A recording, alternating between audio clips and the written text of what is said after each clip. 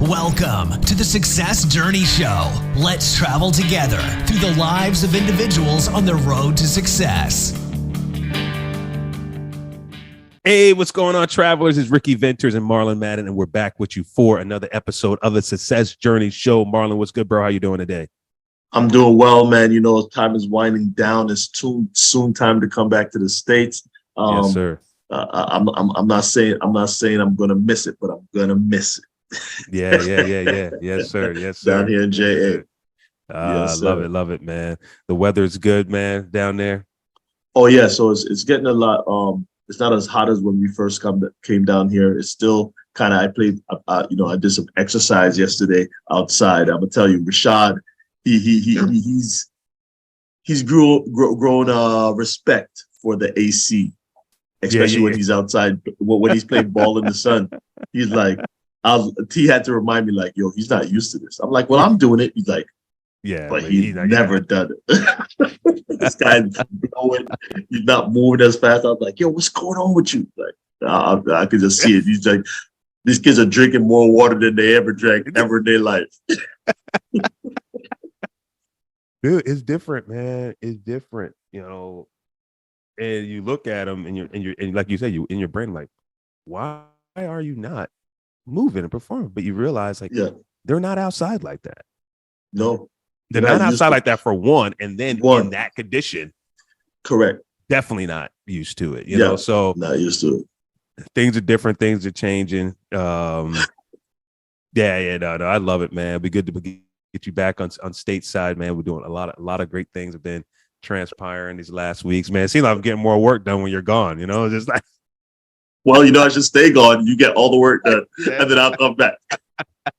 It seems like you do more work than I'm done. Exactly. I was like, man, I'm motivated. I was like, yo, man, I'm gonna make sure this is done. By the time Marlon gets back, I'm gonna make sure this is done, man. It's we've been talking about it, man. It's not done yet. I'm gonna make sure it's done. No, man. It's I'm excited, dude. I'm excited, and travelers, man. We thank you guys for joining us again another week on the Success Journey Show. Oh man, phenomenal show.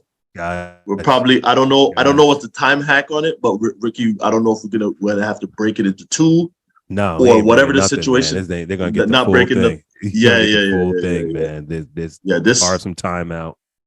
Carve some time out, guys. That's all I'm gonna say. Carve some time out. You're on the beach vacationing, throw your headphones in while you're sitting there looking at the water. If you're traveling, car, whatever, you got a long trip planned, doing a family vacation, you know, put it on in the car. Like, this is it. Yo, this is it. Yes, sir. Here. So, man, we're not going to belabor the point anymore. Just let you guys know, man, where we are at the successjourneyshow.com. Also, our sponsor, hitdoctormd.com. Well, check us out, see what we're doing there, man. We're man, we got some new little special features coming. At this point, they actually probably released by the time this podcast is released. I'm so excited. I saw some pictures this morning of it. Man, I'm just excited, man, all around where it's going. And as you guys will hear in this episode, man, don't chase your passions, chase your loves. Don't chase the money. The money will come, and you will reap the reward for the hard work that you put in. So without further ado, man, we're going to move on to our guest. So yeah, we'll be right back with you in a couple seconds. Peace. Voila. Hey, you're listening to the Success Journey Show. Just a reminder, follow us on our social media at the Success Journey Show on Instagram, Facebook, and YouTube. Also, you can check us out on our website at thesuccessjourneyshow.com. Enjoy the rest of the show. Hey, what's going on, travelers? We are back here at our favorite segment of the show, and we bring on a guest so we can hear the behind-the-scenes journey to their success. And today, we have none other than Charles Bonfiglio. Charles, man, thank you so much for joining us today. How are you? Oh, it's so great to be here with you guys today. It was nice chatting with you before we got on, and having a great day.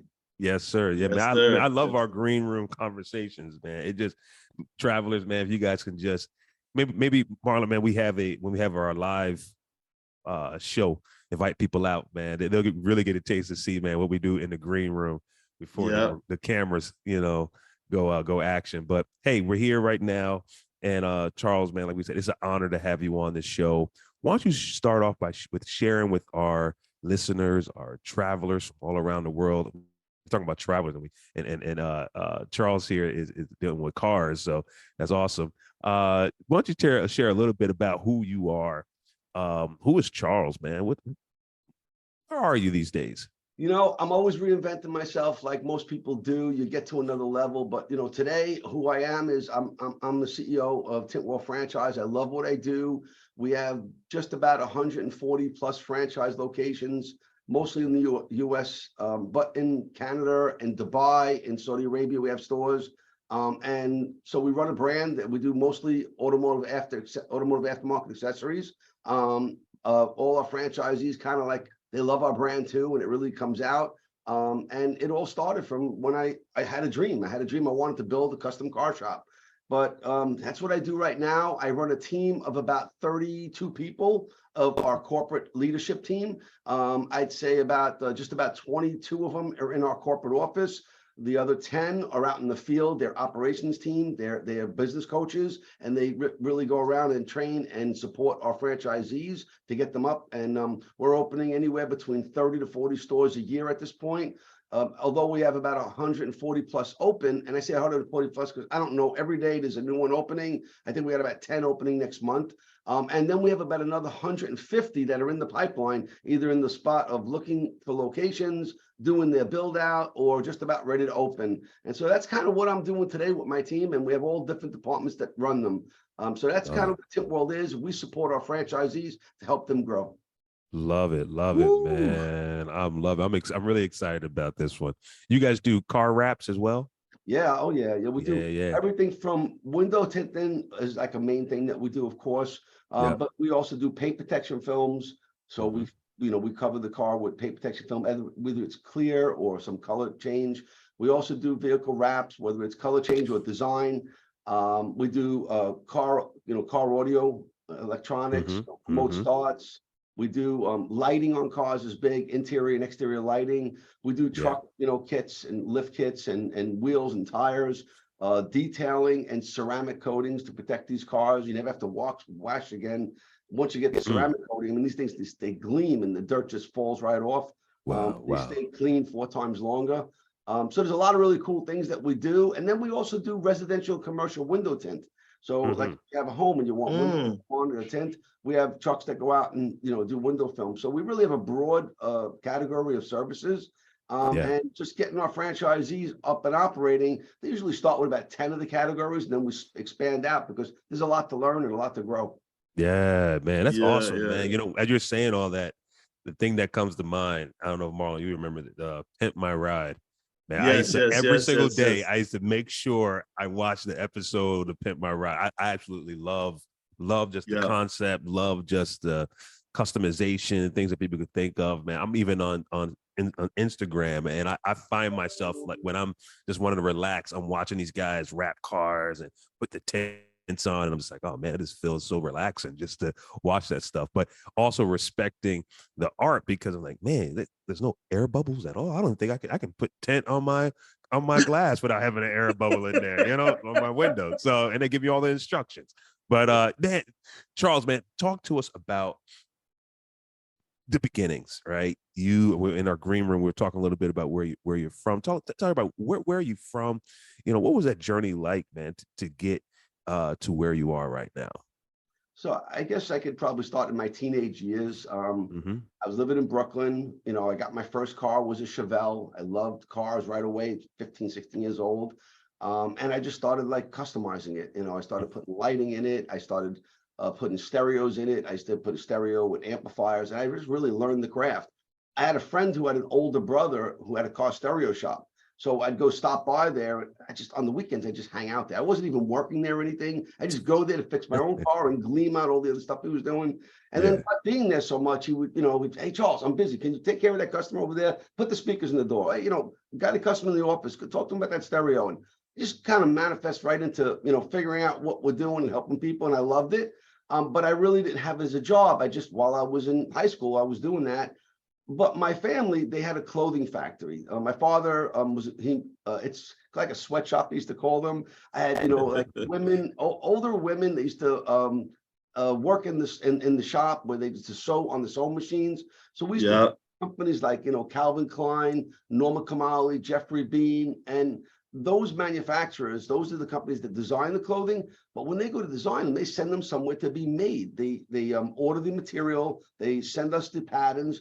And so in my father's factory, he basically have, women in the store that would do all these things. And of course, some men too, they would do the pressing and the heavier work, the shipping of the clothes. So through my high school years, I learned everything in the store. And I would just go, Dad, I started out where he would say, just sweep the floors every day after work. And that was, I don't know, $50 at the end of the week or whatever it was.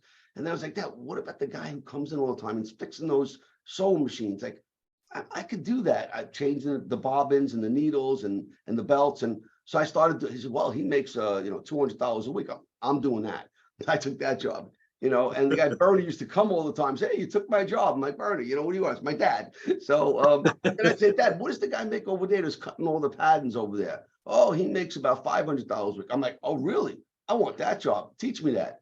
So I just learned every aspect of his business. So my father basically taught me how to work with my hands and how to work with people. And, of course, we were with mostly women in this business that worked with him. So like, give turkeys at Thanksgiving. They're just old fashioned, good, good people skills. And that's kind of what I learned from him. And, working with my hands and working with the people and being nice to them and having a nice little culture. And that's growing up doing that. When I got out of high school, my father says, what do you want to do? I said, I don't know. I didn't think about college or anything. I thought college is for doctors and lawyers, and I don't need to learn that. I want to learn business. I want to go open my business. So right out of high school, I opened up my own factory. My father had so much work coming in from his factory, the overflow, he says, I'll just give to you. And it just worked out that way. So I built my own factory, but I only wanted to do it if I could actually create my own designer line. I always just say, Dad, why can't we do it? Like what Calvin Klein did up in those billboards. I said, I want to be up in the underwear up there. And I could do this. And he's like, he would tell me, Charles, I don't really know anything about that business. I know this. If you want to do that, I'll help you the best I can. But, so he did. He actually told me, give me a little pointers what to do. I went out and hired a designer while I had my factory. I figured I'd run the factory and I'd try to learn how to do that. Lo and behold, after about 3-4 months of hiring a designer, working with her, and building a Missy clothing wear. That's a young teenage female's clothing wear. So we made a really good line. I actually, at that age, I trademarked the name G-Force, and I wanted to make this really cool line. And the girl that was working for Norma Kamali, who also was, sidebar, working with me as the designer, she wanted her name, by Norma, whatever, Christine, whatever her last name is. Yeah. So we did this. I got the job. I got everything all built, and I called my dad over. I said, Dad, what do I do now? Here's look at the line. He goes, it's beautiful. I go, what do I do now? He goes, now you got to go sell it. I sell it. How do I sell it? I had no clue. So he goes, well, you go up and you go around to all these, clothing places, like whether it be Macy's or Neiman Marcus, and they have certain days that they see people and look at your stuff. So you get a garment bag and you show them your samples. So that's what I did. I did that for a couple of weeks, and I was a young guy. I used to go in there on like a Wednesday, let's say, and there was all these other brands that are guys in suits and really dressed up and older and more mature. And it's me like with this, duffel bag trying to show them my stuff. And they liked my stuff, but they were like, yeah, okay, thank you, but they really weren't buying from me. So I went back and I told my dad that. I said, what do you think? Why do you think they? Because I don't know how to get like to like me like they do all these other guys. He goes, but they like the stuff, Dad. He goes, you know what? Maybe you're going to the fashion capital of the world in New York. That's really tough to get started there. Why don't you go out to like New Jersey, some of the other department stores, like a little, So I did that. I went out to a store called Bamberger's, and they were like a smaller department store. Happened to be the girl that was in there recently graduated college, a buyer for the brand. So she was more my age. There wasn't a whole bunch of people waiting. So when I went in, I was well received. I was able to like talk to her because she was closer to my age. And she loved my brand and she loved the outfits. And she said, I really want to give you a start, Charles. I think you have a really nice brand.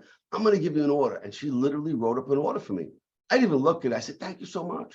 I walked downstairs. I went into the car and I looked at it. Holy shit. It's $1 million order. And I'm like, Wow. hold on. I swear to you, I literally have it. $1 million order. I'm like, oh my God, I can't wait to get home and tell my dad. Wow. I get in the car, I drive all the way home from New Jersey. My parents, it's around 6 o'clock. They're sitting all at the table eating dinner. Oh my goodness. I walk in and I just take the paper. I said, here, we're rich. And my father takes the paper and he brings it. He looks at it. He goes, son of a bitch, he did it. And then he turns over the other side and he looks all the fine print. You don't get paid till 90 days after you ship it to them. If it doesn't sell well, they can send it back. And all these little things that we didn't know about.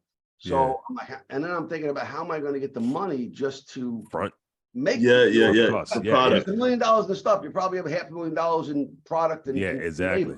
Yeah. So that's when all these things started to gel. So my father says, you know what, let's go get some advice from Chase, maybe at the Chase Bank. And that's where he banked. And so we went down the block and we sat with them. And the guy was like, there was something like factoring. We can, lend you the money. We got a security against your house and you can pay it back with interest.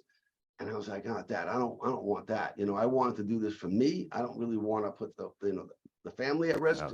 So we left and I said, no, I can't do. So I looked around and, at that point, there was no Shark Tank. I would have, Damien, look at the order. Give me a, come on. There was nothing down that way.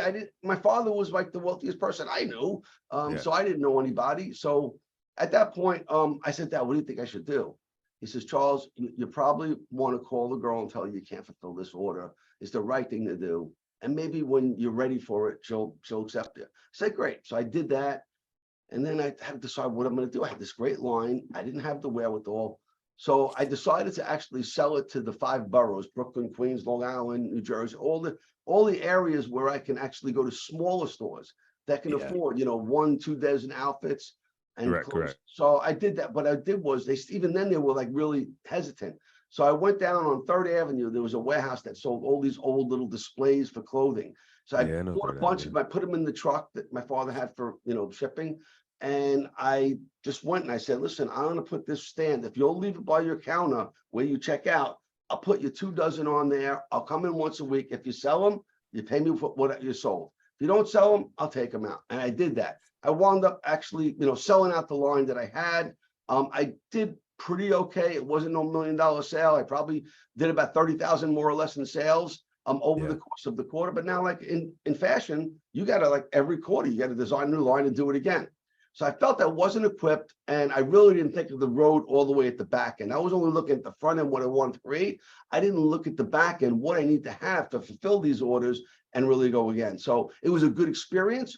I did well, but I realized that my father's going to tell me to where I can go, to where he is, but he's not going to be able to tell me what my journey is, where I want to be. How am I going to get to my journey? And if I keep on saying, Dad, what do I do next? I'm never going to think for myself. So I realized that at that time, and that was a really good lesson for me. But regardless, I actually still had the clothing factory. And during, from the time I was about 18 till about 21, through those years, my sister got married, and she married this Italian guy that was from Italy, actually. And he worked at a pizzeria, and he told me the pizzeria is for sale. It was in New York City, right around the corner from the Empire State Building. It was called Vincent Pizzeria. The guy owned it. No-brainer. Yeah. And he says, Charles, I want to buy this business, but I don't have enough. Can you go with me? And I went, I looked at them, pretty good. They were busy. So we actually bought the pizzeria. It wasn't a big investment, but we bought it. And so while I had the factory, I worked half the week in the pizzeria, and I alternated half the week in the factory. Did that for about a year. Why only a year? Because after a year, the lease was up, and the landlord said, hey, your lease is up. I'm like, yeah, I want to renew. He goes, well, you don't have the option to. The guy in the bar next door is going to expand. I'm like, well, let me renew. So again, another thing I learned, contracts, fellas. You have to learn how to read leases and contracts and be prepared what your journey is going to be. You can't just take what's there. You have to really know more. And I wasn't prepared, and I learned something again. I did really well for the year, so we didn't lose any money. We made money. We sold the business. We didn't sell the business. We took all the equipment we had, we sold that. And I wound up with some money back, but I still had the factory. But at that time, I started to think. I says, Dad, I really want to do a business that I love. I did the factory. I listened to you. You told me a lot. but I want to go find something that I can build from beginning to end myself. And I think I want to open up a car stereo shop. I said, I did that as a kid just for friends. I saw my friend's older brother. I worked there. I think that I want to do that. I said, I really love cars. Now, again, fast forward, my first car was a Chevelle. My second car was a Turbo Trans Am, 1981. Oh yeah, I remember that. Black, was it And black? I ordered it black on black with crushed velour interior. Oh man. And I ordered it without the bird. There was no bird on the car. So I was like, Oh, everybody man. loved the bird. I was like, no, mine's shiny, it's different. So, and I had the rockin' stereo system, Clarion equalizer. I mean, I did a good job. Yeah. Kenwood stereo and speakers, Clarion equalizer at the time was the best. I used to, run all the, speaker wires up one side, audio cables, and then the power cable the other. You get no noise, engine noise. And I really got good at that. So I felt, you know what? I think I could do it with my friend's older brothers. I always emulated what my father did. Yeah. Factory. I emulated what my brother-in-law did. He worked in a pizzeria. I did that. And now I want to emulate what I loved. I loved watching my friend's older brother doing this car stereo shop and building it. But I didn't want to do it in New York because now at the time I was driving my third car in New York was a Corvette. After the Trans Am, I got a Corvette. It was again a 1981 Corvette. I bought it 1 year old, and I was driving it. It was beautiful and had T-tops on it. I love driving around like that. And I'm like, I love this. I could be down in Florida with palm trees, driving up the beach. I think that's where I want to move. So I told my dad, I said, Dad, I said, Christmas is coming. After the new year, I want to move down to Florida. I'm going to sell them my car, my weight equipment. I was still living in the basement of my father's house. I sold everything. And I accumulated about $30,000.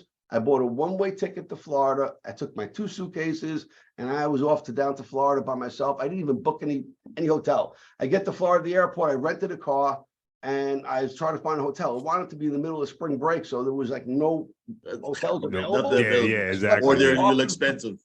I slept in the car for the first couple of nights.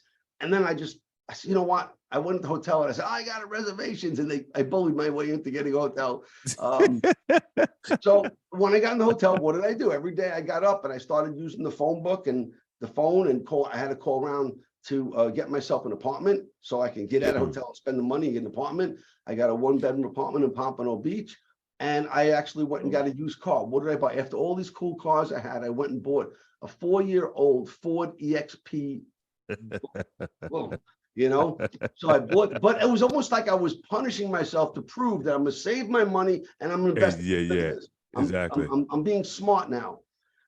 So that's where how I got down. Is now I'm down here, and what do I start doing? So I'm looking around for a location. I just do it. I got to find a location. I got to get myself a lease, and I learned something about the lease. Now I'm going to get a good deal. Right. So I found this one place in Hallandale Beach, Florida, south of Fort Lauderdale, and they had an auto center there. And in the auto center, there's like a strip. They had like a Lee Miles transmission and a precision tune and a Jiffy Lube, and there was a space available. So I went to the landlord. I said, I want to get this end spot. He goes, what do you want to put in there? I said, I want to put in a new company I'm building called it's called Total Auto Concepts, and there's a car stereo shop. He goes, we don't really want that kind of business. I go, why? He goes, well, that kind of business is really not a real business, and we're looking for brands that are growing, like not a new startup, existing brands. I'm like, but I know what I'm doing. I had 2 businesses in New York. Trust me, I'm really good. He goes, no, I said, okay. So I gracefully said, thank you. I left and I figured, okay, how am I going to prove to this landlord that I'm really that worthy? Yeah. So I went to the bank. I went to Wells Fargo Bank where I banked at. And I sat down with the girl at Wells Fargo and I told her I wanted to get a loan. I needed $80,000. I had 30 of it. So that was my business plan, 80,000 to get this business open. And she goes, I'm sorry, we don't have any loans for this. I said, well, why? She goes, well, you're a startup. We only do loans for, well, how do you get in business if you're not going to, let me start up? Exactly. So she goes, well, I don't know. I can't help you with that. I said, thank you very much. I left. So now I'm down in Florida. I'm getting a lot of no's. Can't do this. And I said, okay, I got to figure this out. My mom calls me up and she says, Charles, we have a family wedding a couple of weeks from now. I'd like you to come up and see your cousins. You get to see them. Just come up for the weekend. I said, okay, Mom. So I went up there. While I'm at the family wedding, I run into a cousin of mine. His name is Roland. And he said, what are you doing in Florida? And I kind of told him what I just told you. Like, I'm working it. I'm figuring it out. I'm going to open up this business, but I'm having some tough time. I said, what are you doing? He goes, well, about a year ago, he moved to New Jersey. He opened up a franchise business called Meineke Discount Mufflers. I go, franchise? What's a franchise? Like McDonald's? He goes, well, sort of. But I said, well, what do they do for you? Why that? Is mufflers good? He goes, yeah, we're doing really well. I opened up our first business, and him and his brother are planning on opening up a second one. They both bought houses out in New Jersey. They both bought nice new cars. He says, why don't you come out after the weekend before you go back to Florida and take a look at it? I said, okay, great. I will. I was excited. Let me go check out what he's doing.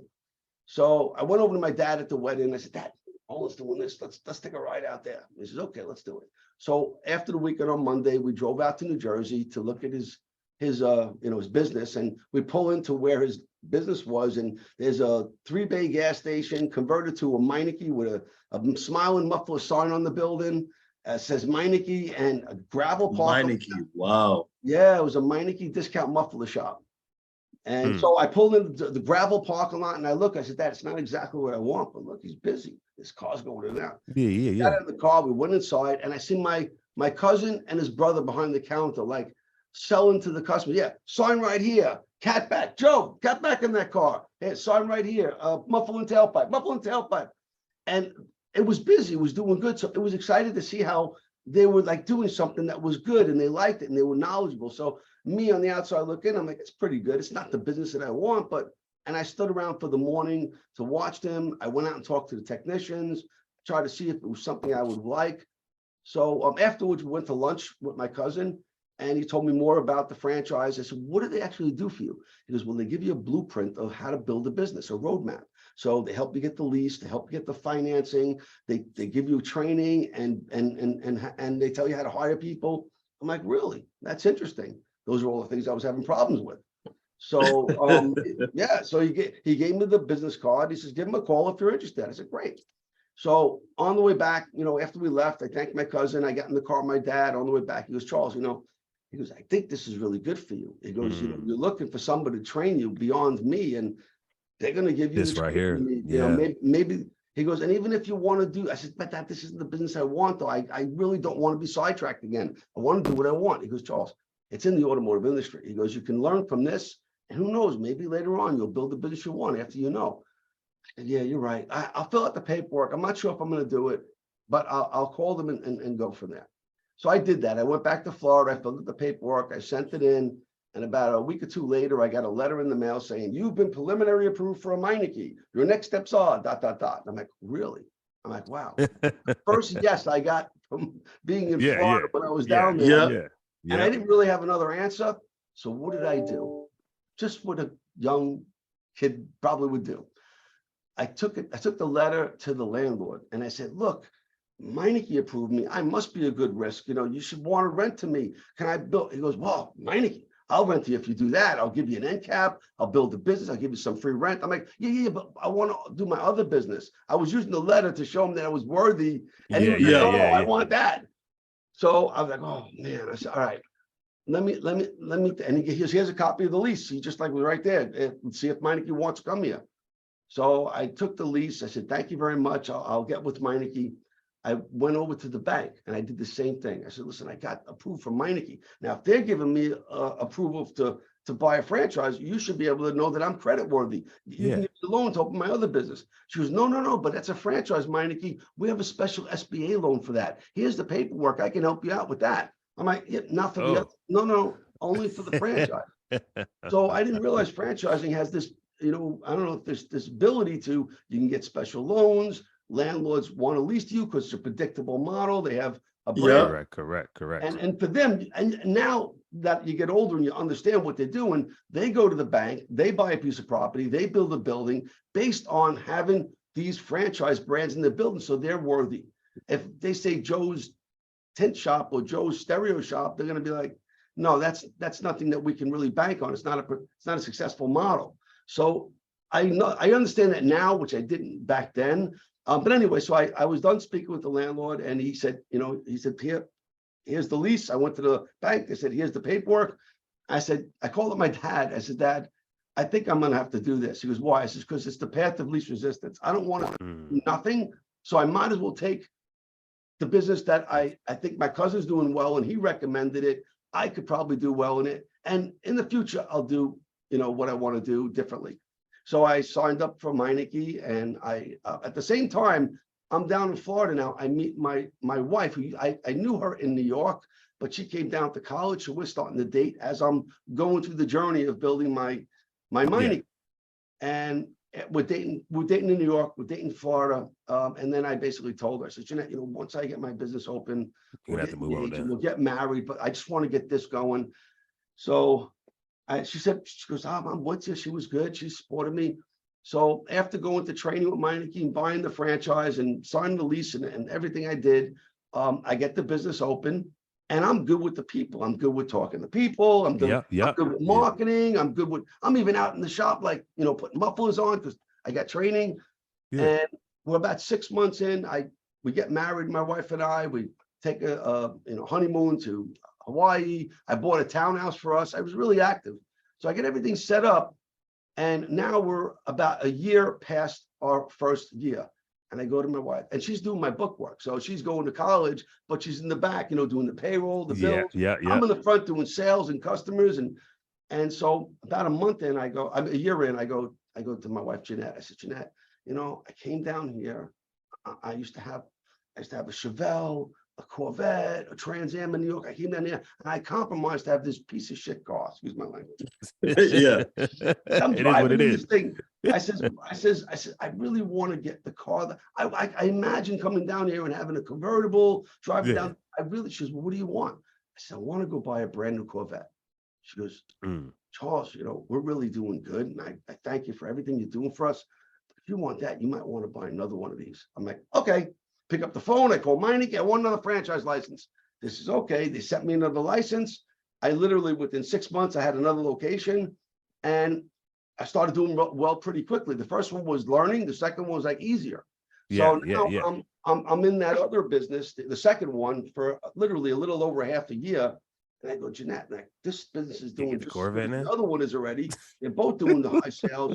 We're doing good. Can I go buy the car? She goes, go buy your car. All right.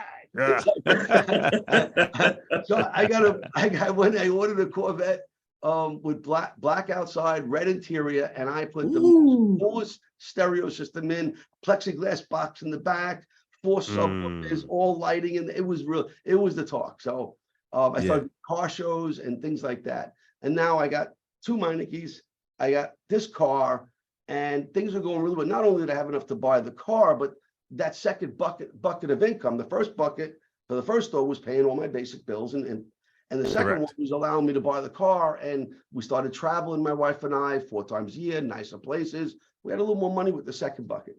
2 years go by. I says, Jeanette, we're doing really good, and I like everything we're doing, but like, I don't want to rent my buildings. I want to I can picture myself buying property and building my own building. I want to be a general contractor. I want to build my own buildings the way I want them, rather than renting them from somebody else. The rent I pay more and more and more. It keeps going up every year, and I don't own anything. But if I bought the building, I could pay it off and own the property. So she goes, well, Charles, that's really good. But if you want to do that, you might want to open up another one of these. I'm like, okay. I pick up the phone. I call Meineke. I get another license. They send me a franchise license. Literally within several months, I opened up a 3rd location. So now I got a 3rd bucket from my investing, from my property. Yeah. So a couple of years go down the line. I actually got my GC license. I met a guy that was going to help me with building it out and show me the first one. So I bought the property. I built my first building. It was a 10 Meineke. It was the biggest. It took like almost a year to build it. But like, I saw that people were driving down looking at this beautiful building as I was building it. When I opened up, it was so busy because it was like almost advertising while I was building it. Yeah.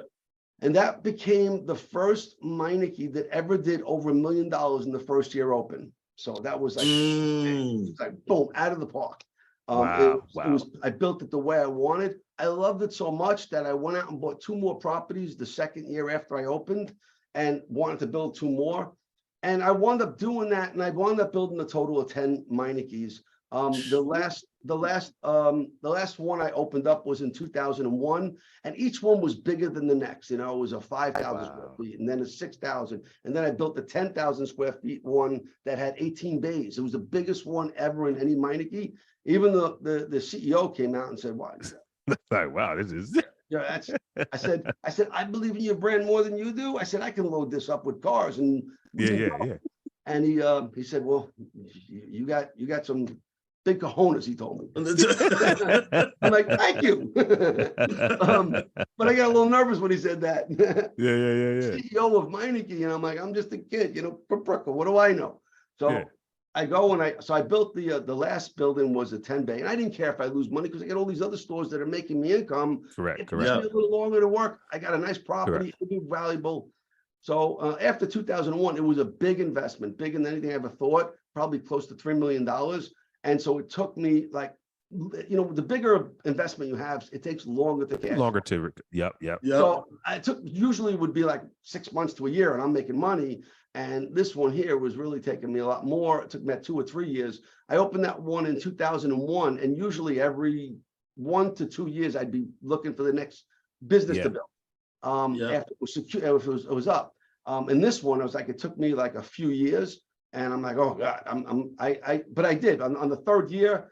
The first year we did over $1 million, like the other ones I did. But then by the third year, I tapped $2 million. The first Meineke that ever topped $2 million in the chain, and it was like the big talk of the whole company.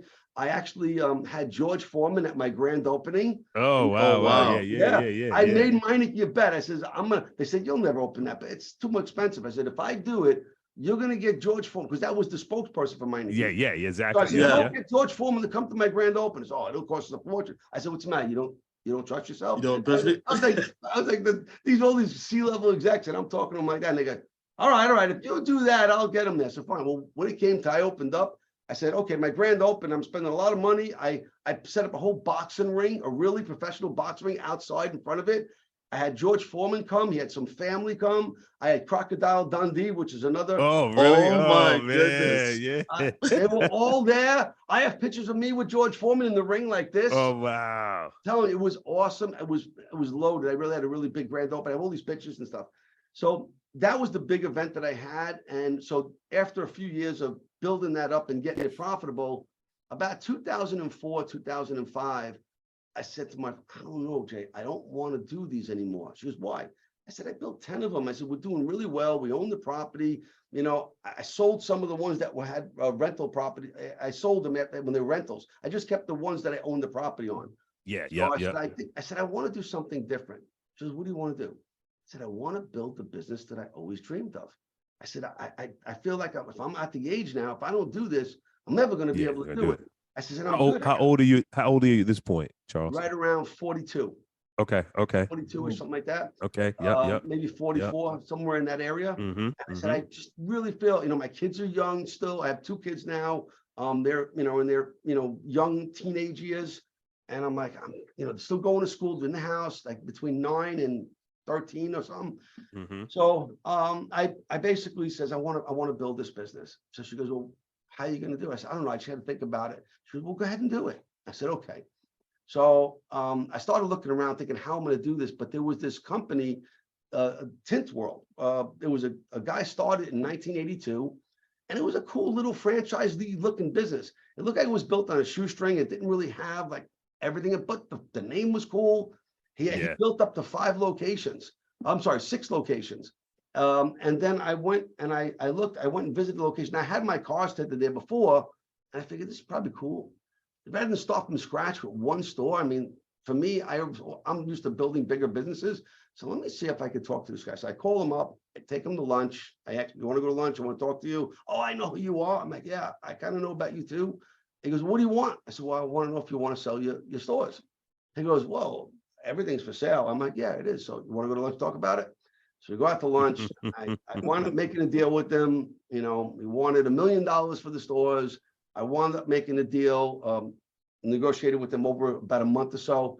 And so then at that point, I bought the assets to all the stores, and I opened up a new LLC called Tint World LLC. And And then once I got it, I spent a year going around from store to store and just implementing things that needed to be done. They had no software. They had no, so I implemented sale. I implemented commission programs. I implemented, uniforms. Everything that I learned from my franchise life, I just took it over and said, this is aftermarket. And I also got a letter from Meineke stating that this wouldn't compete with me operating my Meinekes because it's a repair and this is aftermarket accessories. Correct. So with all that, I was set to go. So I had Meinekes while I was building, this new brand. Wow. And so then I had to write the franchise agreement. So I started calling all these consultants, and I knew so much about automotive from all these things I've done that I was talking to the consultant and I said, it's going to take me longer to explain to them how to write this franchise than it would if I just do it myself. So what did I do? I basically went and I kind of got a franchise disclosure document from just like 20 different brands. Everything from Meineke to Midas and I read them all and all the different nuances. And I made little sticky notes on the edge. I like that. So wanted to be, I wrote the system. It took me a year from 2006 to 2007. Then of course, after I was done with it, I wrote the FDD, which is the franchise disclosure document, the franchise agreement, the operations manual, and I had to create a franchise opportunity website and a franchise brochure. So these are all the things I did with designers and everything over a year. And then I submitted it to, you have to spin it to the federal, all the different states, and I got approved. And then I started selling franchises in 2007. The first year we awarded 3 new licenses. So we went from 6 stores to 9, converted all those 6 stores to a franchise. And then little by little, the first 30 stores, I literally did it myself. Everything from selling them to negotiating the leases, to training them, to ordering the equipment inventory, to doing the grand opening marketing, I just felt like I'll just work with them like I'm partners with them. It's their money. I got to understand how their money is so I can make sure I don't overspend. I can coach them and I'll work with them as if I'm a partner. And I did this over and over again. And it got to be the point where I think they need more support than just me. I can't split myself. So at that point, I moved from a small little space that I was doing my training to the office that I'm in right now, which is about a little over 4,000 square feet. So I have a training center. I have a garage door in the back where we do training. For actually even doing ceramic coating on cars and window tinting. So I have trainers that do that. But now that's how I built up to my 32 staff that we have. And just over the years, we kept building. So in about 2019, we're approaching about 70 stores. And but I only sold a few a year. I really wasn't trying to sell too many. I wanted to make sure that people, and I really took it personal. People investing into me. I don't want nobody to fail. So if I grow too many at a time, I can't split myself for the few that might get my attention. So it was like, anywhere from 3 to 10 a year, I was growing moderately. But by the time I got to 2019 and had about 70 of them, we worked a lot of the things out. I've got my brand down. I got my system down. I had now more teammates on my team. People. And I was ready to scale. That was it. So I said, I'm going to focus a percentage of my time on franchise marketing for franchise opportunities, which I did very little that in the earlier years. I just trip on a few deals a year just because they liked it. It's a sexy brand. People liked it. They wanted it. And so in 2020, I launched the, selling a lot of franchises with broker networks. I started meeting everybody. I was kind of flying under the radar in the first 70 stores, but now I had to let everybody know who I am. And, so I went to the brokers, to the franchise conventions. When I started doing that, they started taking notice. Hey, this is a pretty good brand. And then, of course, the pandemic hit and a lot of businesses got closed down. Whether it was a gym or food restaurants, but us, we were deemed an essential business. So we didn't have those. We stayed open. That's right. Yeah. Okay. Yeah. So with that, about I'd say 30% of these franchise companies were closing down, and the franchisees of those companies and the brokers and the industry in general were looking for the essential businesses, which we were. We were lucky enough to be deemed that.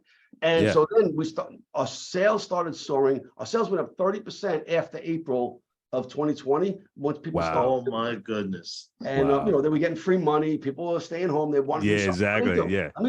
I can't go spend my money at the restaurant. I'll go fix up my car. Yeah. So we got really busy and things went really good. And so we sold about 22 new franchises in 2020. And then in 2021, we sold another 78 franchises. Oh, And then in 2022, we sold 56 or 7 franchises that year. wow. This year, we already got just about 60 sold year to date. So we now have about 160 plus franchises that are in development, and the 140-ish that we have that are open. And we really found our stride now, and we're growing really quickly. And now we're getting, because it's a predictable, very high profit, successful model, we're getting a lot bigger. Because when I used to advertise for franchise opportunities up until about 2 years ago, I was advertising to my 21-year-old self. So the guys that, I was picking those people, like the guys that could barely afford one store, and I would help them get in because that's what I wanted. Yeah. Then I realized, wait a second, I could be advertising to the people that are 40-ish. 40s. Yeah. And they've already been through business. They have plenty of money. They'll buy 3 and 5 of these things. Yeah. And so now I got people buying 5 of them, 10 of them, and they're building whole market areas. So I've got a more sophisticated buyer. Not that we don't have the one-off younger people, but I just wasn't really promoting it to these, because it was like a cool franchisee looking business for a younger, the way I was making it. When I started to peel it to the, I just started showing the numbers. We have an item 19 in our franchise disclosure that shows that average store sales, $900,000, average gross profit, $255,000 net profit to owner. Like how many $300,000 to $400,000 deals can you throw out to make your money back in 1 to 2 years? So it was really good. That's what started happening, and we started really growing. And now it's just on orders. I literally have people calling, whether it's PE firms, private equity, or whether it's venture capital, or just groups of people that want to buy a bunch of them. They're coming in droves like that, a more sophisticated buyer, as well as the younger one store buyer. And I still always love that, because that's where I was at that time. I relate to that. And so that's where we are today. And we're having a great time with it. Charles, let me tell you something. I did not say one word in this whole thing. We usually ask more questions, but your story, what's the craziest thing in the whole story to me? No college. You were doing this once you graduated high school till now. You've been, before you graduated high school, you're doing stuff, right? But I'm talking about graduated high school, said, own pizzerias, buy the Empire State Building, $1 million deals presented to you, all this, and you didn't say, I had to go to Fordham Road to go to Fordham University, or I had to go to NYU, and then I figured out how to. You did all of this, and you just said, yo, I figured it out. My dad helped me. Hey, Dad, what was about this? What about this? And then you realize, like, okay, I could only go this far with my dad, but so far with my dad, because my dad, he was here, and I needed to go here. This story is amazing. So the buildings that you owned, when you did Meineke, did you keep them or did you sell them out, or what did you do with those? I sold some of them, and I still own some of them. They're good. So in 2014, I started franchising in 2007, but I kept my 2 biggest stores that were making me the most money, both the properties and the businesses. The other ones prior, I sold them all out by the time I started franchising in 2007. But I had these 2 big ones, and I had my main general manager, because while I was running this business, I had my main general manager, Jeff, who ran my other 2 businesses. And, between them, they were doing, $3 and $4 million a year, $2 to $2.5 million in one, and $1 to $1.5 million in the other. So they were bringing the money, plus the properties were paid off. So I was bringing in rental income on everything as well. I was probably knocking down about $650,000 a year. So I didn't really need the money when I was building the franchise. Everything I made as I built it, I kept putting it back You in. just put it back in the back. Yeah. It was just, it was a hobby. It was a dream. It's like, I got to make this right. I have to have the right branding. I have to have the right designs, the right website, the right technology, the right marketing team.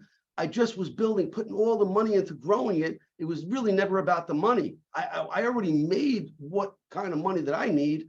But I just didn't really, think about anything but building and just really getting better at it. And there's reasons behind it. Everybody's got like a little chip on their shoulder, what makes them push them forward in addition to their desire. And I had that too. I mean, listen, I wasn't a college guy. I had one time the president and CEO of Meineke came down to Florida in 1997. And what happened was that this takes down the dialing of what happened during that story. So in early 1990, I'm at an annual convention with the franchise, with Meineke, and there's about 600 franchisees there. And Meineke comes down up on this big dais in front of everybody, and they're doing these speaking things. They go, listen, we're having a lot of complaints from our customer service department saying that, customers can't read the sloppy handwriting on the invoices. So they said, we got this Radio Shack computer with a dot matrix printer. Again, this is 1992, before computers or anything. And they said, so we can actually have you print out the customers, type the names in and print them out neatly. And we need somebody in our franchise to come up and be like the chairman of the computer committee, where they can tell us how we can make this even better. And I was the young guy in there, young buck, and all these other guys were like, no, we don't want no computers. I ain't doing that. I was like, I'll do it. They go, Bonfiglio, come up here. So I bring me up to the dais. They said, okay, here's what we're going to do in front of everybody. They said, we're going to send computers to all your stores, and I want you to set them up and use it for printing, but tell us what else we can use it for. And I was like, really? I can just whatever I want? He goes, yeah. I said, great. So I went back to the store. I said, I was so excited, like it was like a new toy. I was like, okay, first thing I want to do is, I hate that ugly time clock on the wall with these. So, and they connected me to the software developers that were coding for this thing. So every week we have a weekly meeting, and I tell them what else I want or what else worked better or whatever. So I said, I want to get rid of the time clock. Can't we just put it where they put their initials in, and at the end of the week a report prints? He goes, I like that. So that was the first invention I made with the there we go. There we go. And then I took that ugly thing off the wall and threw it out. And then I needed more reporting, and I didn't really know what. I used to do the reports by hand. So I actually met with the CFO of Meineke, and we sat down and hours, and he told me all this: sales reports, weekly reports, commission reports, commissions. How do we calculate commissions? So I started, for every technician, I want a certain commission or a spiff, where if they do a percentage of work, they get so much money, or if they do they sell something extra, they get like a $5 for selling wiper blades or whatever. Yeah. We had to enter in all that. So I just kept building all these different things. And now as we go into the, early to mid 90s, now I'm able to put the customer's name in there and print out the labels and put them on postcards and mail them out. So where the computer was something just to bill invoices, it became to be, I was working with the marketing department with Meineke, eventually sending emails out to customers. I actually was working with the vendors, all their suppliers, because I was getting the catalog data so I can put in the computer and I can set the electronic ordering. Instead of calling up, I need, need five this, of these kind of mufflers, and I just press a button. And it would originally first started going through a fax, and then it started going through the internet. And so I built all these things. Then I started building the website with them when websites started being built, and people would be able to make an appointment and go right into the point of sale. It was all these cool things that I got to really work on. That was my, along the way, I learned business from building a system that built all this for Meineke, so that I didn't get paid $1. I mean, I used to come home from they used to fly me up to corporate and Meineke once every quarter to sit around and debrief them on everything that we've done. And crazy.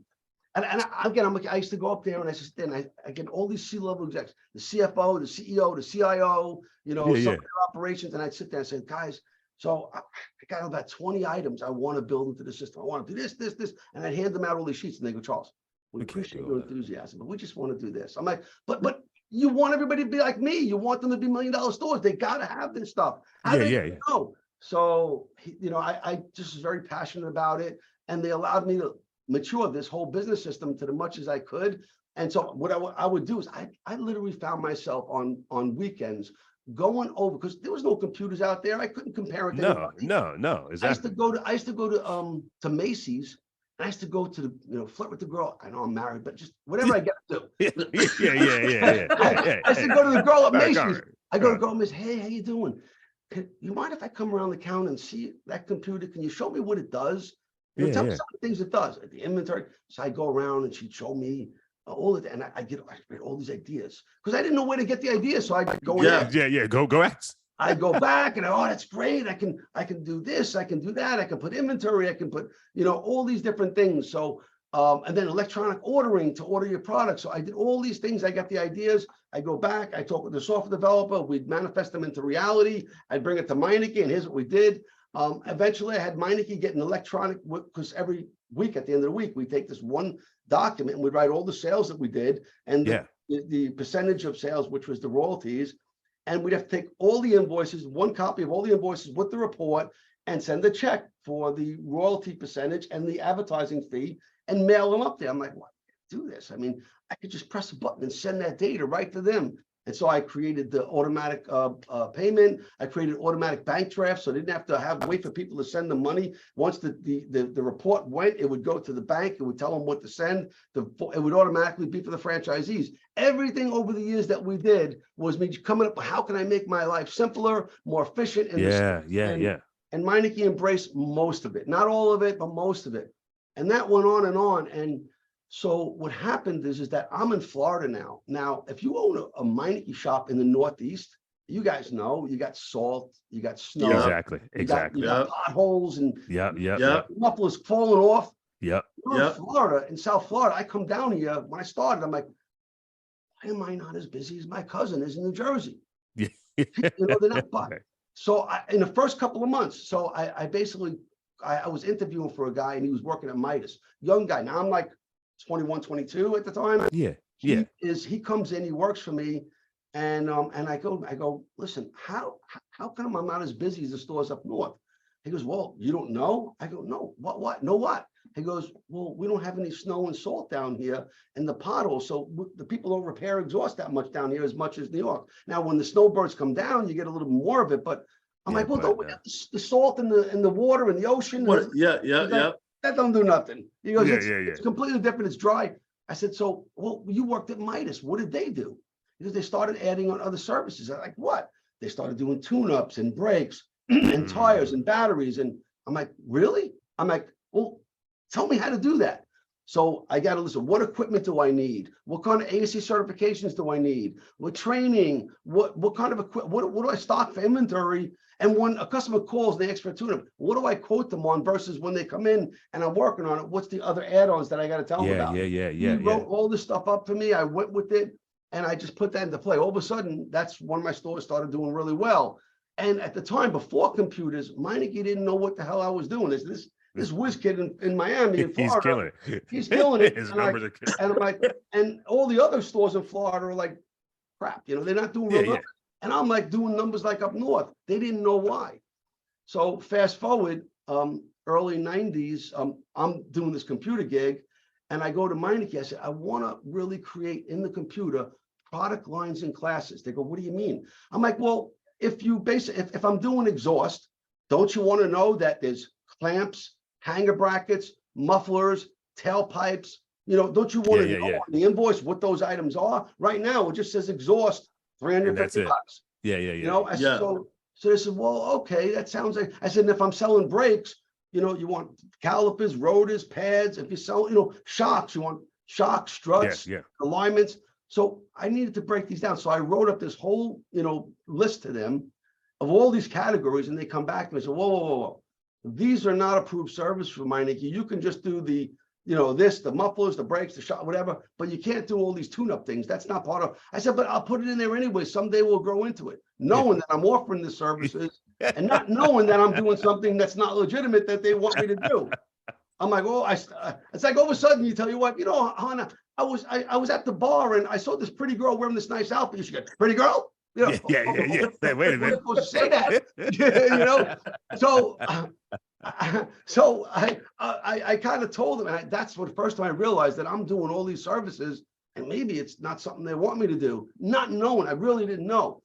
So all of a sudden, about a year later, I get an operations visit from I think it was about 94-ish, maybe 93. And they come down to and I'm doing this computer for a couple of years now, knowing that there's some issue, but I'm not knowing exactly how bad it is. They come down. And I thought I was all excited. They're coming down to see me. They're going to see my shop and they're going to tell me how great it is, this new business, the new one I opened. And they come down with like a pad and they're like, what's that? Tires? Oh, well, sometimes they ask for tires. And they're like, well, what's that sign with tune-ups? Well, why they want to have the price on it. Well, what's that, with these brakes and these an air conditioning service sign? I'm like, well, sometimes they want. Well, those are all unauthorized services. And those are really, you've got to get rid of those. And I'm going to have to send you a letter. I'm like, oh, and I'm a young buck at this time. I'm like, oh my God, I'm going to lose my business. What's going on? Yeah. So I basically, he left, he went, I was so taken back. I thought he was going to come and say how cool my store was, the new one. And it was like more of a write-up. So they sent me this letter saying cease and desist, or we're going to terminate you. And I didn't know what to do. But I was friendly with a few of the people up there because I was helping them with the computers. Exactly, yeah. I called them and there was a controversy up there, like, okay, let them do it. Don't let them do it. We can't let them do it. So finally, in the end, they sent me an addendum saying that I was able to be a test center because I was the computer committee chairman. I was able to be a test for these services. And they gave me an addendum for this or any other stores that I opened because I showed them. I said, look at the categories. This store is doing $1 million. If I stop doing all the stuff you tell me, I'm going to be doing like 450,000 in exhaust. Yeah. That's not enough. You guys want to lose that money? Yeah, exactly. So they gave me an addendum. They allowed me to do the business. But it was never really talked about again. I just had to put on every service that I sold that wasn't a typical Meineke service, that this service is only warranted at this location, and I had a sign on the board on the wall that said the same. And I had to comply with that and still report to them and everything else.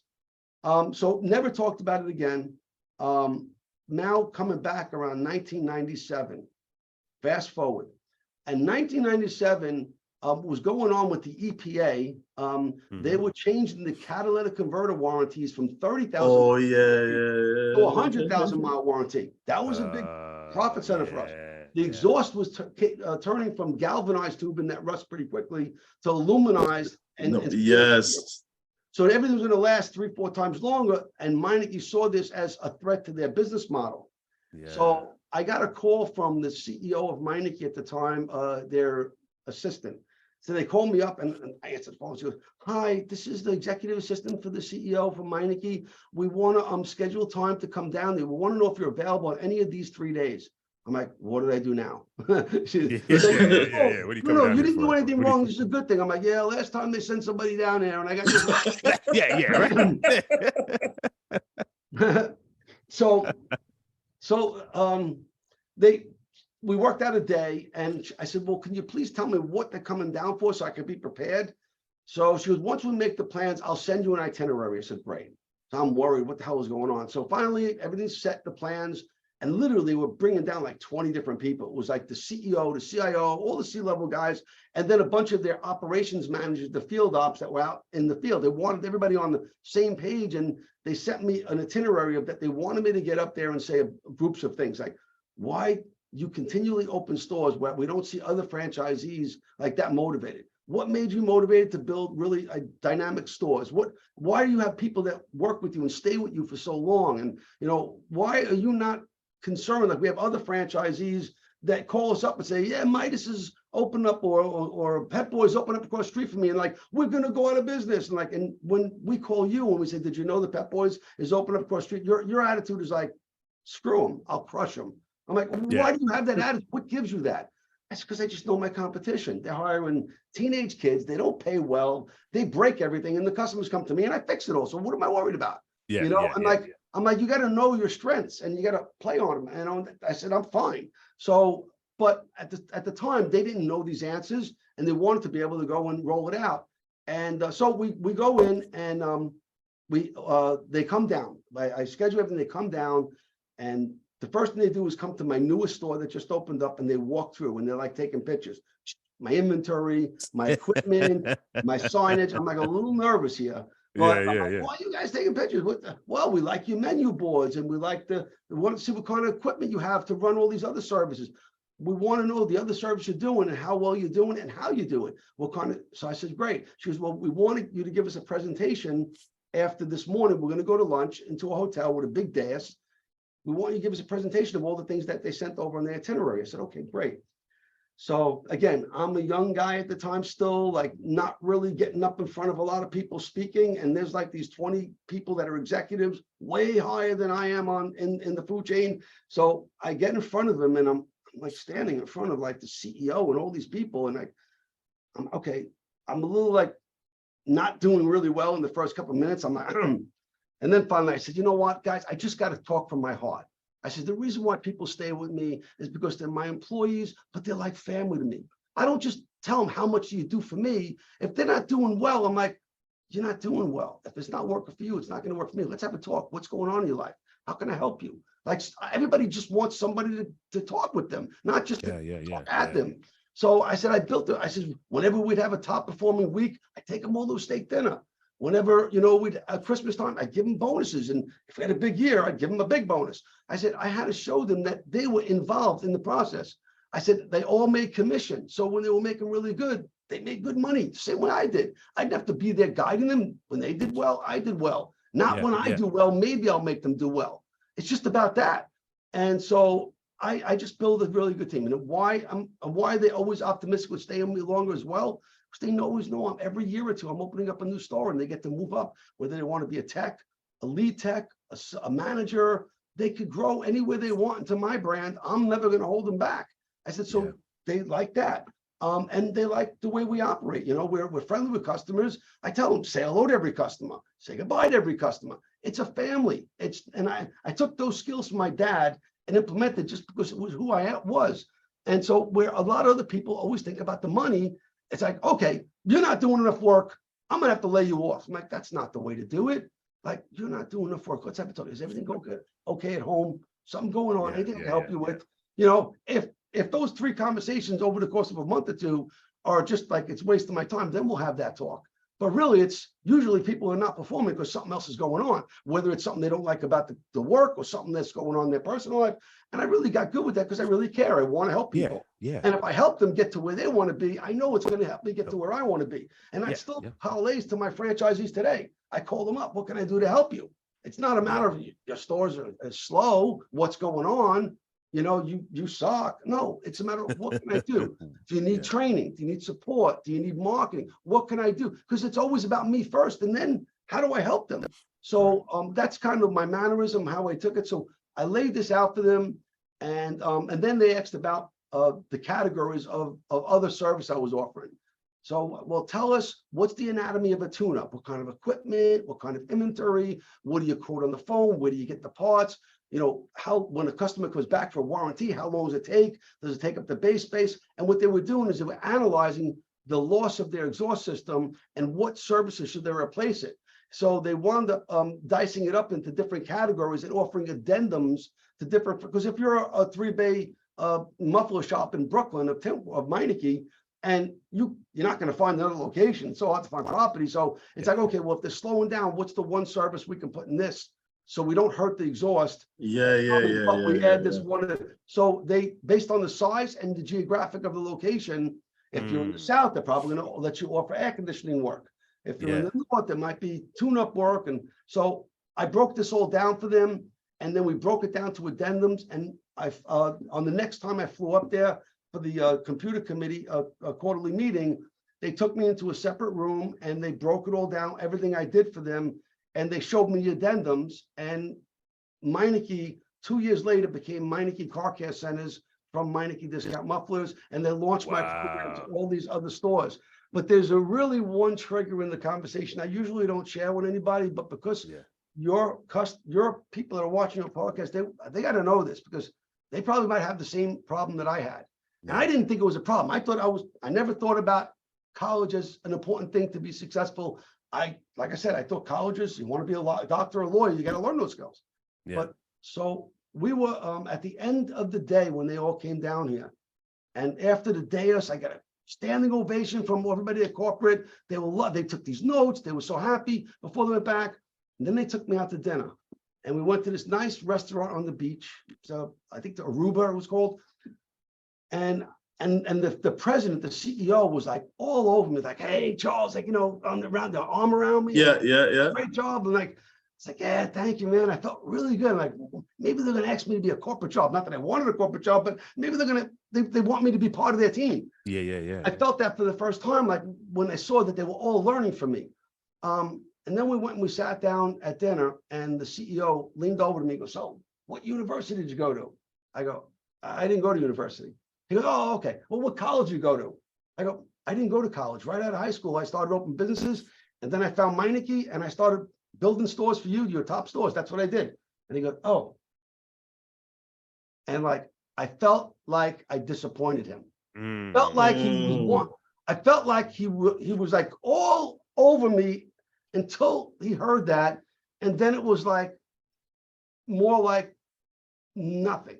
More like I felt it. Now, no, everybody else there was loving me, but I internally just had my mind on how his attitude was when I told him. He was so excited, and then so like, oh, and I felt it, and I never felt like that before.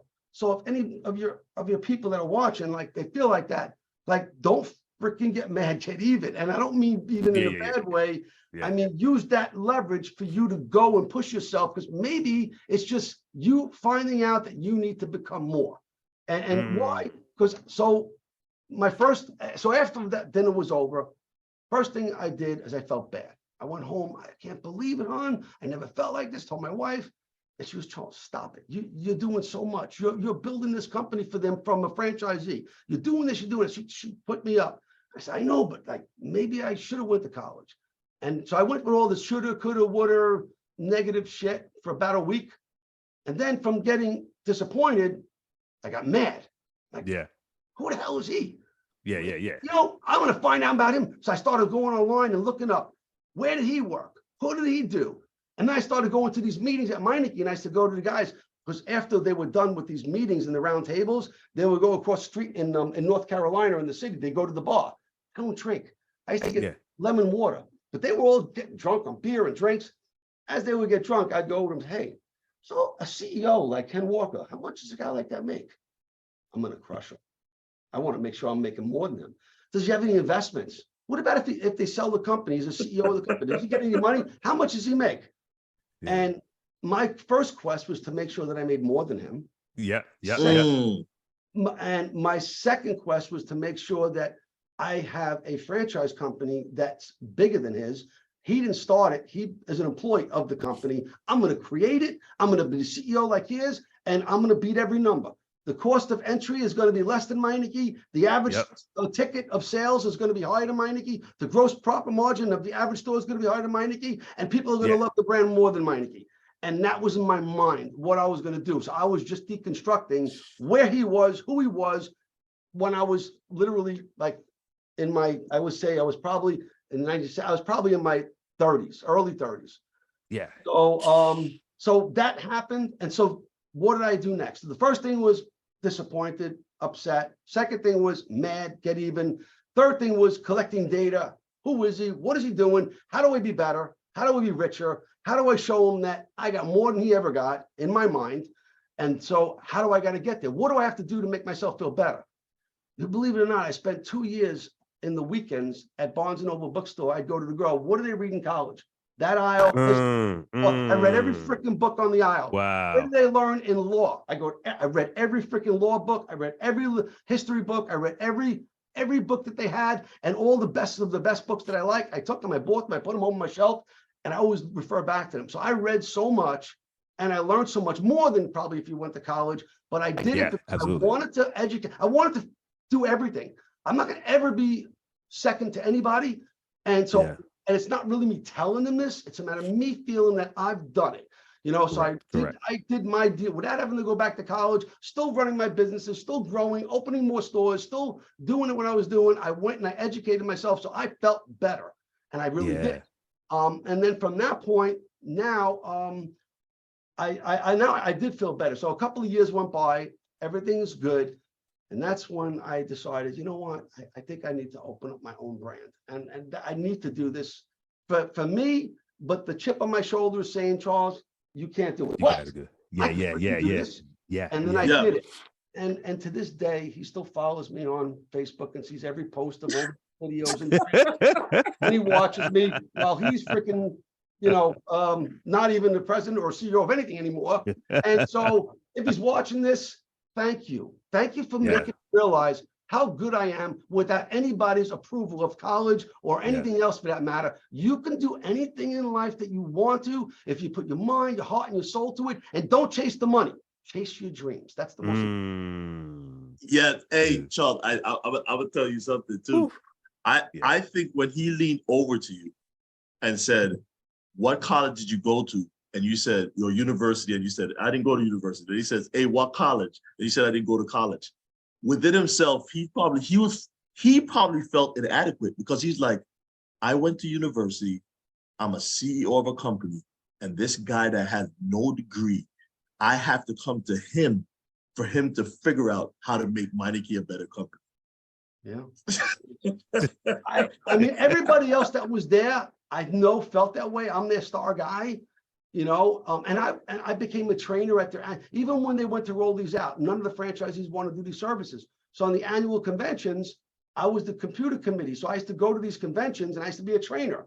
Here's the new things we're coming out with the point of sale. Here's the news. So they asked me, please train on expanding services and what it did for you to grow. And I would get up there and say, listen, I'm in Florida. I don't have the exhaust work that all of you guys have in the Northeast. But I started adding these services on, and they're as profitable. And what you do is you get this right now, Meineke as a muffler shop is a relationship. It's a transactional business. They have a broken muffler, they come there, they get it done. Until the muffler is broken there, they come down. Now they come to me every 3 months for an oil change. I'm like a doctor. They come, I do a free inspection. By the way, you need this, this, and this. Sign right here. And I'm having a relationship with my customers where I just don't fix their one thing. One time. So I started to train that with our franchisees, with their franchisees. I didn't get paid for it, but I got a lot of recognition. I got all the top awards, Top Gun awards, presidential awards. Over the years, I got that. So I never really felt that with anybody else. It was just that little thing that happened at dinner that night where he was all excited and then not. And I saw that it let him down, it let me down, and it made me had to reinforce to myself that nobody's putting me down. I'm as good as I want to be, and I can learn anything, and I don't have to be the good old boys in freaking college. I can do that without them. Yes, sir. Listen, I sent my daughter to college. I sent my son to college, not because I feel they need it. I just never want him to feel what I felt. And my son's still in college right now. He's in Atlanta in Emory University. He's in business school, which is not easy. There's very few to get into it. He's in just finished his second year. And actually, he came home about a month ago. He's going for his intern in a PE firm in New York City. I got an apartment in Chelsea in downtown Brooklyn. The Village. So he's going to be spending the summer of that learning from them. And I said, son, what I actually do is when you graduate and you're really smart with all this college, come and run my company. Yes, sir. Yes, sir. Yes, sir. And if he doesn't want to do it, you can adopt me and I'll come do it. My daughter graduated college with a master, not a master's, a bachelor degree in science. And what does she do to me? She gets down here. She gets out of college. She calls me up. She's, Dad, I want to go to Starbucks and have a talk with you. I'm like, oh shit, this is good. So we go to Starbucks. I'm sitting there, and she says, I want to move to New York. I want to live the New York lifestyle. I'm like, well, why do you want to do that? She's like, I got a big company. You can run the marketing department. You can run the real estate department. You can go get a job, whatever you want. I'll get you a job in franchising with a fitness company if you want. And she's into that. She goes, Dad, you came down to Florida with 2 suitcases. I want to go back to Brooklyn with 2 suitcases. I'm like, oh no, don't use that against me. So for the last 2.5 years, she's living in Williamsburg, Brooklyn, and living the city life. And I says, just go find your passion. I says, just whatever it is, make sure you love it. And then she did. She went, but they weren't treating her really good. Like she wasn't getting jobs with full benefits and this. And so because I really take care of my teammates. So when my daughter would come home for the holidays, Christmas, and I have a Christmas party with my company. Now, all the people in my marketing department, they're all the young bloods. Like they're all between the 25 to 35. They run all the social, the marketing, the influences. So she started meeting them from all my company events and got friendly with them. So at Christmas, I said, you seem to get along with them. I said, why don't you work for them? She goes, well, I'll work with them and I'll do all the influencing with them and I'll do all the social media. I'll even fly to all your grand openings and do videos for them. But I don't want to work in the office. I want to live in Brooklyn. I said, okay, we'll do that. We'll try it. So I signed her to one of my, to work with one of my lead people in the office. So she goes to grand openings. She does videos. She started a YouTube channel, tintworld.tv. She goes to events. She's running my social media and she's finding fashion. But in the middle, it's not going to be her end game. It's just helping her learn. Correct. She does like it, but now she's just got a gig with C4 Drake where she's making some money every month doing their posts, and she's got another one that she's got. So she's doing influencing. She's got like 500,000 followers on TikTok and all these different things. So it's fun for her. She's doing this. I'm trying to show her the corporate way of how do you build a company. It's not about you, it's about the company, but she loves talking about her and influence stuff. So I said, just know both sides. That's all I tell her. But she's doing really well. And we're doing new things. So I have her sort of learning and doing what I do, but at the same time, you can't, she's a female version of me. Like you can't tell her nothing. Like I'm going to do this. All right. Hey, yes, she sir. may have the same thing and say, hey, I can only learn but so much from my dad, you know? Exactly. I had to go on. You know, I hate you for that. Like, oh man, he's gonna keep me home. His ceiling's too low for me. I gotta move. Hey, I'm telling you, this story right here is amazing to me. And you just you know, I'm the guy that just like you nobody can tell me no, and but I love hearing the story because now my mind, I know probably Ricky, I can tell you Ricky probably too. My mind is just like, you know what happened, man? Let's just go get it. Let's just go get it. Let's just still do it, and nobody can stop you. And you just have to, when you got that first no in Wells Fargo, I can't give you a loan. You went back and you found another way in order to do it. You just found another way, didn't take that no as an answer. You're like the Michael Jordan of franchisee of business world. You know what I'm saying? The same thing, Michael Jordan saw somebody, they're like, yo, Michael Jordan, he said, I'm gonna crush them the next game. Just like old boy said, hey, you know, he made you feel a little way from not having your degree. You said, hey, okay, I'm gonna learn about you, I'm gonna do more than you, and I'm gonna produce. And I'm not gonna just say it, I'm gonna do it. So, you know, for me right now, that's why I just sat back and just listened to the story because it's a beautiful story. Because even during the 2008 crisis when it went down, you didn't mention you were still operating. So two pandemics, two big financial downturns, COVID and the 2008 crash, you didn't seem to have no effect. So I learned a lot. And one thing I learned in life is don't pay attention to the news. The news is there's companies paying the news to say what they're saying so they can make people think one way and so they can make money. Investment on another way. I don't know why. I just really do my own thing. And so whenever there's a change of the market going up, there's opportunity. And whenever the market going down, there's opportunity. I started franchising in 2007. 2008, the market crashed. All the big companies that were already invested in the way they're at, it's like a big ship trying to turn. When you're smaller, you're nimble. So what did I do? I took advantage because people were getting fired from the workplace and they wanted a franchise. People were closing their businesses and I was taking advantage of the low rent to get stores open with low rents. I actually grew really well during that. And I know that, you know, the automotive aftermarket is cyclical. I mean, it doesn't really matter. It does well when the market's up or down. People still got to take care of their cars. They're still going to do their things. So it really never affected me all the way from the 80s when I started. So I know that I don't ever think about, you know, I just think about how do I leverage the downside? How do I leverage the upside? Where's the upside? I learned. So when I opened up I give you a perfect example. I opened up the store. I opened up 2 stores within 2 years. 1999, I opened up my second largest store. 2001, I opened up my largest store. Between them, there were millions of dollars. And I literally went from where I was in the bank, I went down to like literally 100,000 in the bank. And I didn't have that since close to when I started. So I'm like, I'm like totally like all invested. So what did I do? It's funny, I learned from people. So my biggest store in Western Florida, they were building a bank next door. and there was like a top level executive of the bank. I don't Yeah. know what title he had, but he was like the top guy. And you go in the bank and you go to the top floor, you had a private office, and he loved cars. And he saw all my, right next door, I had my big Meineke, and he loved my cars. And he'd come down, hey, Charles. He told me like, and all the guys, sophisticated, hey, Charles, I like your car. We go for a ride in it? Sure, I get my ride. And then, can you do this to my car? Yeah, sure.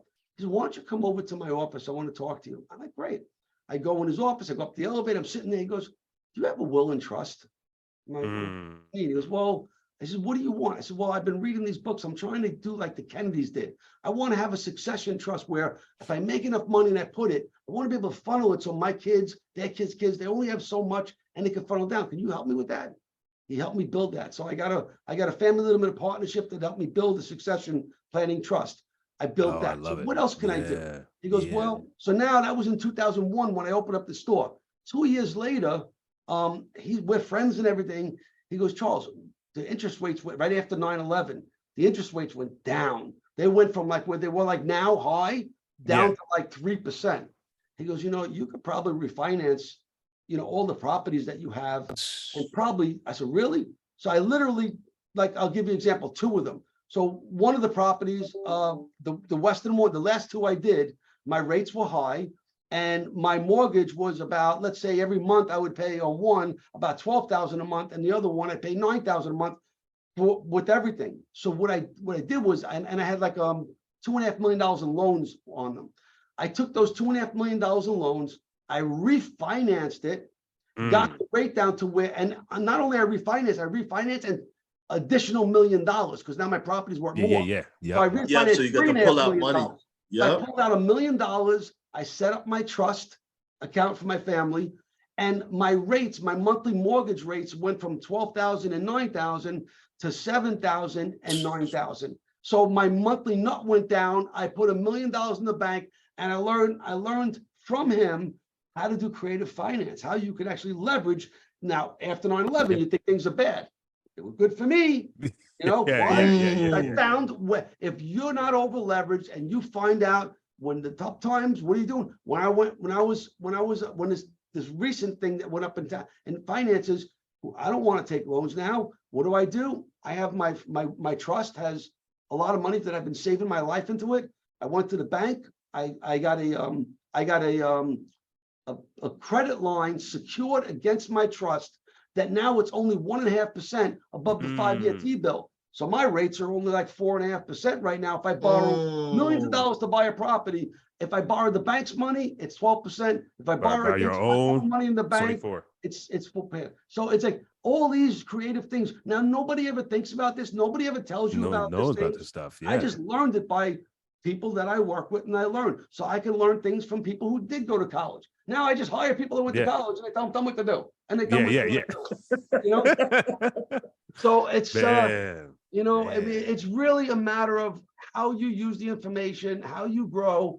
You could do anything you want to. My father used to always tell me, if you put your mind to it, just don't chase the money.